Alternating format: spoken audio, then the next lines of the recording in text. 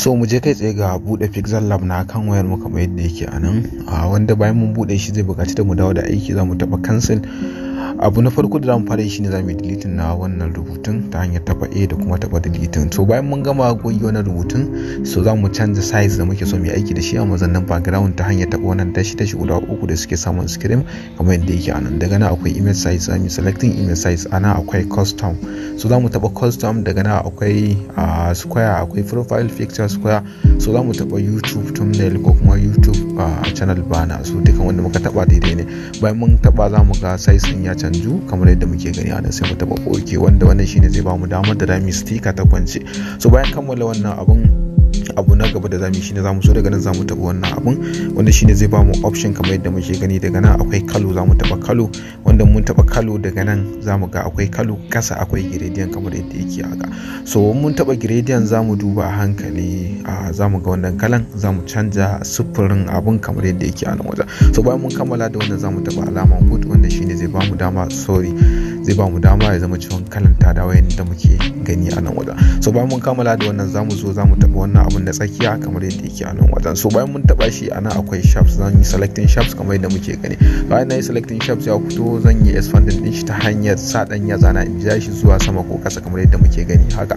So bayan na expanding din shi kamar yadda muke gani, so zan taba OK ko in taba good kamar yadda yake a nan wajen. So bayan na gama wannan zan duba a kasan nan a hankali, zan duba akwai wajen da aka rubuta rotate kamar yadda yake a nan wajen. So zan yi selecting rotating. Bayan na yi selecting rotating zan yi rotating din shi zuwa 15 ko 16, ya danganta da irin yadda nake so ya kasance. So ina iya barin shi a 17 ma ko 18 ko 20 whatever dai yadda na ga dama. So na bar shi a 20. Bayan na kammala haka zan zo daga nan zan yi copy na shi wannan shape din da na yi ta hanyar dubawa a nan wajen akwai copy kamar yadda muke gani a nan wajen.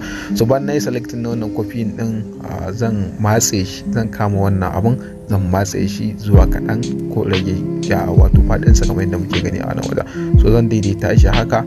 Daga nan zan zo ni zan duba a hankali, za mu ga akwai kalo, zan yi enable na kalo. Wannan na taba ta shine zai kawo wannan, zan yi enable din ta. So za ku ga kalan ta canja zuwa ja. So abinda zan yi daga nan wajen akwai kaloli mabambanta, ina iya selecting guda ɗaya wacce na ga dama kamar yadda muke gani a nan wajen, sai in batta kamar yadda muke gani. So bayan na sa wannan kalan zan taba OK kamar yadda muke gani. So abinda zamu yi na gaba shine zan taba wannan abun. Daga nan wajen ina taba shi zan yi selecting wannan na kasa kamar yadda muke gani. So bayan na yi selecting din shi zan taba wannan abun domin ya bace. Zan zo in duba a hankali a nan wajen akwai shadow kamar yadda muke gani a nan, zan yi enable na shadow. Wanda ne enable na shadow shine za ku ga samfurin wannan abun ya fita kamar yadda muke gani a nan wajen. So bayan kammala wannan abun still zan ƙara selecting shapes. Ga shapes a nan, ga shapes anan zan yi selecting shapes. Idan na yi selecting shapes zai bayyana kamar yadda muke gani a nan wajen. So zan taba good, zan yi expanding din shi ko kuma zan jawo shi zuwa inda nake so kamar yadda muke gani a nan wajen. So na kawo shi zuwa nan wajen. So daga nan shi ma zan duba a hankali akwai rotate, zan yi rotating din shi zuwa still 20 ko 17 whatever wanda na ga dama. So ina iya barin shi haka. So amma barin in sa rotating din ya zama zuwa 20 kamar yadda muke gani a nan wajen. Barin kara shi je zuwa na bar shi zuwa 35 kamar yadda muke gani a nan wajen. So bayan na kammala zan taba OK. Shi ma daga nan zan duba a nitse akwai kalo gashi a nan wajen, zan yi enable din shi. So ya danganta, ina iya barin shi haka, ina iya ƙara canja kalar da ta yi na ga daman sawa. So whatever dai abin da na ga dama ina iya aiki da shi a mazannin wannan abu. So bayan na kammala da wannan abu na gaba da zan yi shine zan yi exporting na hoto. Idan misali na yi selecting project kamar yadda muke gani a nan, bare ba na option da zan yi importing na hoto ba. Zan zo daga nan zan taba cikin screen ina sau daya, wanda shine za mu ga ya bada dama da zan yi exporting na abu. Ana akwai sticker, akwai import. So zan taba import, wanda shine zai bani option da zan yi selecting na hoton da nake so in sa daga kan waya na zuwa shi cikin pixel lab din. So ga hotuna a nan wajen zan yi selecting wannan hoton guda daya. Already na riga da na gama yanke shi, ya zama cewa babu background a cikinsa. So bayan na yi kawo shi nan wajen, so zan taba alaman good, wanda shine zai bani dama da zan kawo hoton zuwa inda nake so kamar yadda muke gani a nan wajen. So wannan ya danganta wajen gudanar da wannan aikin. Idan na ga dama ina iya matsa hoton ya zama karami, sannan ina iya expanding din shi ya zama babba. So wannan zabi ne gare ni, ina iya yin duk abin da na ga dama da shi wannan hoton. So muna iya barin shi haka muna iya daidaita shi ya zawo a nan wajen kamar yadda muke gani. So bayan mun kammala da sa hoton, ko da ke bari in samuwar shadow saboda ina so background din hoton ya fita, zan yi enable na shadow kamar yadda muke gani a nan wajen. So daga nan zan rage radius din shi zuwa 5, ko kuma ina iya expand din shi zuwa kure shi 25 kenan, zan bar shi a haka. So bayan na kammala da wannan abun, zan zo daga nan zan taba wannan abun kamar yadda muke gani a nan wajen. Bayan na taba shi, a nan zan ga wannan ayyukan da na yi ko kuma project din da na fara yi. So zan yi makin na wannan samar kwado, zan sa wannan kwado, zan sa wannan kwado. Advantage din shine ko da misali na zo ina aiki wajen gudanar da rubutu na taba shi bisa kuskure ba zai goce ba. So bayan na kammala da wannan, zan zo daga nan akwai A, zan taba A, ana akwai text, zan taba text wanda shine zai bani option da zan yi rubutu kamar yadda muke gani a nan wajen. Bayan na yi selecting text, zan zo daga nan zan taba edit, zan goge wannan rubutun da yake cikin nan ta hanyar taba delete din nan. Zan rubuta abin da na ga dama, misali nujas concern. So bayan mun kammala rubutawan, daga nan akwai OK, zan yi selecting OK wanda shine zamu ga wannan rubutun ya rubutu. Zan yi expanding din shi ta hanyar amfani da dan yatsa na wajen ƙara girman sa da kuma ragewa kamar yadda muke gani a nan wajen. So bayan na rage size din shi kamar yadda muke gani, daga nan zan zo zan duba akwai AB kamar yadda muke gani. Zan yi selecting AB wanda shine zai bani option da zan sa wato zan yi sa font da kalar rubutun da nake so. Bayan na yi selecting, daga nan akwai font, ana akwai my font, zan taba my font. Daga nan akwai rubututtuka ire-ire da yawa wanda zan iya yin selecting. So zan duba a hankali, daga nan akwai space wato quiz, zan yi selecting din shi wanda shine zai za ku ga rubutun ya canza. Daga nan bayan na kammala zan taba OK, bayan na taba OK zan rage dan size da rubutun zuwa ƙasa wanda muke gani ana. Daga nan zan yi selecting, zan duba a hankali akwai color, zan yi enable nata kamar yadda muke gani a nan wajen. So zan iya sa mata farin kala kamar yadda muke gani. Bayan na sa white color, zan zo daga nan zan duba akwai stroke kamar yadda yake a nan wajen. Zan yi kunna shi, na kunna shi za mu ga stroke ya bayyana. Zan yi adin din shi, daga nan akwai stroke width, zan sa shi zuwa 6 ko 10 yadda na ga dama dai. So bayan na sa wannan stroke din, zan zo daga nan ina iya canza kalan stroke din, samu duk abin da na ga dama kamar yadda muke gani. Zan bar shi a haka. So bayan na kammala da wannan, zan zo ni still, zan taba dan jikin nan, zan taba text, zan taba edit, zan rubuta wani abu da na ga dama, misali nujas concern.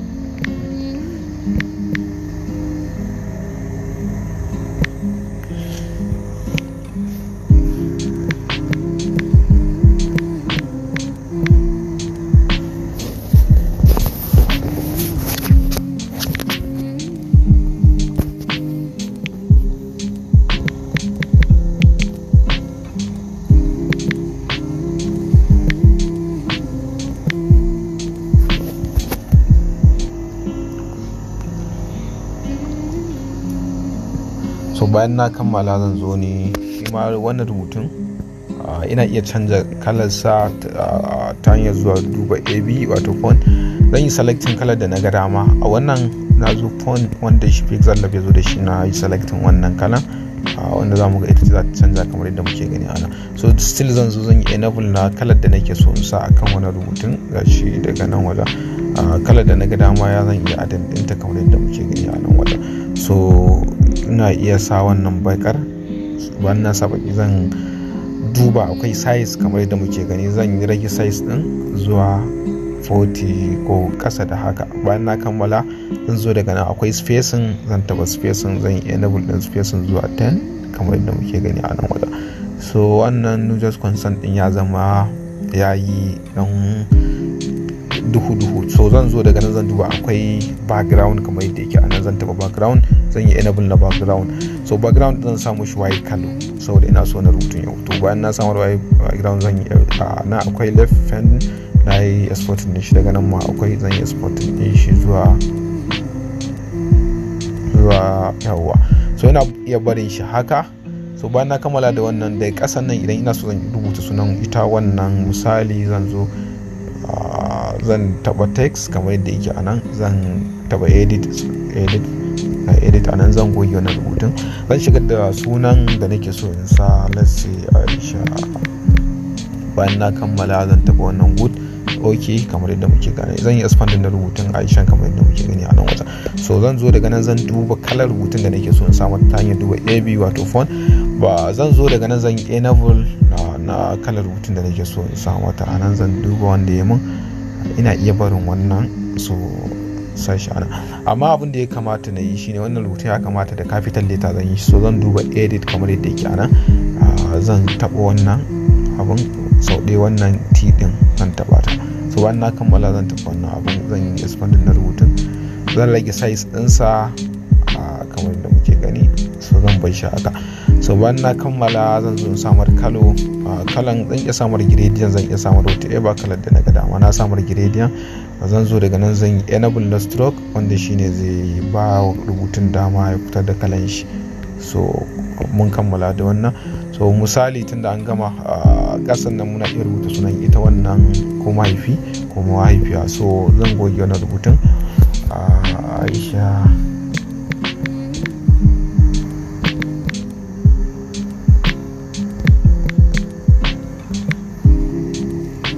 zan taɓa oke, an dawo da wannan rubutun ƙasa. So shi ma still zan zo daga nan zan taɓa wannan kalo ɗin, zan duba gradient kalar da na ga dama zan sa masa. So ga wannan kalar na sa masa. Daga nan zan zo ni zan duba AV font, zan duba rubutun da zai yi matching da wannan, ga wannan rubutun ko wannan, duk rubutun da na ga dama yana iya attaching din shi, na sa wannan. So wannan kenan. So muna iya barin abun a haka, sorry barin sa wannan rubutun shi ma stroke ta hanyar duba, wato akwai stroke zan enable din stroke, shi ma dan sa masa white stroke din kalan stroke din kenan. So muna iya barin abun haka. Bayan mun kammala da wannan abubuwa, daga nan zamu zuwa akwai wannan abun zamu taba shi, wanda shine ga save as project, wato wannan zai bani dama idan na save as project ko daga baya in nazo zan iya canza dukkan abubuwan da naga dama. Sannan kuma akwai save as image, wato zai bani dama ne saving akan wayana, so zan taba shi. In nazo nan akwai save to gallery, zan taba save to gallery, wanda shine zai mun saving din shi akan wayana kamar yadda muke gani a nan wajen. So wannan shine hanyar da ake bi wajen kirkiran ire-iren wayannan postoci ko bana ta hanyar amfani da Pixel Lab. So anan zamu dakata. Idan akwai abin da ba fahimta ba ana iya tambayar mu a wajen comment box ko kuma wajen a Facebook, a shafinmu na Facebook mai suna Arewa Teach. Kada a manta a kasance da mu a kowane lokaci domin samun ire-iren wannan tutorial masu alaka da ilimantarwa da faɗakarwa. Sai mu haɗa wani tutorial insha Allah.